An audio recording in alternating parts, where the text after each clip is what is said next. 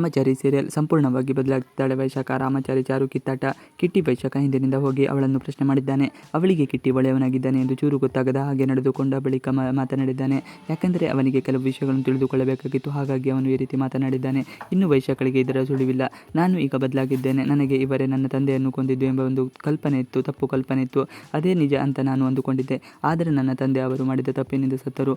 ಮಾವಯ್ಯ ನಮ್ಮ ಜೀವನವನ್ನು ನೋಡಿಕೊಳ್ಳುತ್ತಾ ಬಂದಿದ್ದಾರೆ ಅನ್ನೋ ಸತ್ಯ ನನಗೆ ಗೊತ್ತೇ ಇರಲಿಲ್ಲ. ಯಾರು ಹಣ ಕಳಿಸ್ತಾ ಇದ್ದರು ಅನ್ನೋದು ಗೊತ್ತಿರಲಿಲ್ಲ. ನಾನು ತಪ್ಪು ಮಾಡಿದೆ.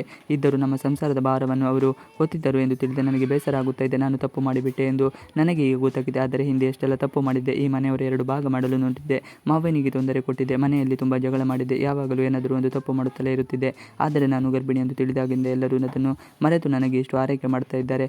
ಅವರ ಪ್ರೀತಿ ಹಾಗೂ ಕಾಳಜಿ ವಿಷಯದ ಹಾವಾಗಿ ನಾನು ಬಂದ ಕೂಡ ಸೋತು ಹೋಗಿದ್ದೇನೆ ಎನ್ನುತ್ತಾಳೆ. ಈ ಮನೆಯ ರಕ್ತ ಹಂಚಿಕೊಂಡು ಹುಟ್ಟಿದವ ನೀನೇ ಹೀಗೆ ಅಂದರೆ ನೀನು ಮೊದಲ ಬದಲಾಗಬೇಕು. ಒಳ್ಳೆ ರೀತಿ ಈ ಮನೆಯಲ್ಲಿ ಮಗನಾಗಿ ಇರ್ತೀಯ ಇದ್ರೆ ಇರು, ಇಲ್ಲ ಅಂದರೆ ನಾನೇ ನಿನ್ನ ಪೊಲೀಸರು ಹಿಡಿದು ಕೊಡ್ತೇನೆ ಎನ್ನುತ್ತಾಳೆ. ಅದಾದ ನಂತರ ಕಿಟಿಗೆ ಸಮಾಧಾನ ಆಗುತ್ತದೆ. ನಿಜಾಂಶ ತಿಳಿದು ಹೋಗುತ್ತದೆ.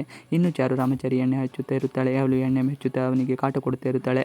ಅವನು ಬಿಡಿ ಮೇಡಮ್, ನನಗೆ ಬೇರೆ ಕೆಲಸ ಇದೆ ಎಂದು ಆಟ ಮಾಡುತ್ತಾ ಕೂರುತ್ತಾನೆ. ನಾನು ಬೇಗ ಹೋಗಬೇಕು, ನೀವು ಈ ರೀತಿ ಎಣ್ಣೆ ಸವರುತ್ತಾ ಕೂತರೆ ನನ್ನ ಕೆಲಸ ಹಿಂದೆ ಬೀಳುತ್ತದೆ ಎಂದು ಹೇಳುತ್ತಾನೆ. ಆಗ ಚಾರು, ಕೆಲಸ ಯಾವಾಗೂ ಇರೋದೆ, ಅದರ ಜೊತೆಗೆ ಸ್ವಲ್ಪ ಸರಸ ಕೂಡ ಇರಬೇಕು, ಇಲ್ಲಾಂದರೆ ಮದುವೆಯಾಗಿ ಪ್ರಯೋಜನ ಆದರೂ ಏನು, ಯಾವಾಗಲೂ ನೀನು ಹೀಗೆ ಮಾಡ್ತಿರಬೇಕು, ನೀನು ಮಾತ್ರ ಒಮ್ಮೆನೂ ನನ್ನ ಕಾಳಜಿ ಮಾಡೋದಿಲ್ಲ ಎಂದು ಹೇಳುತ್ತಾನೆ. ಆಗ ಅವಳು, ನಾನು ಮಾಡ್ತೀನಿ, ಆದರೆ ನೀವು ನಂತರ ಬೇರೆ ರೀತಿಯ ಆಡೋಕೆ ಆರಂಭ ಮಾಡ್ತೀರಾ, ಹಾಗಾದರೆ ನಾನು ಜಾಸ್ತಿ ಕಾಳಗ ಮಾಡೋದಿಲ್ಲ.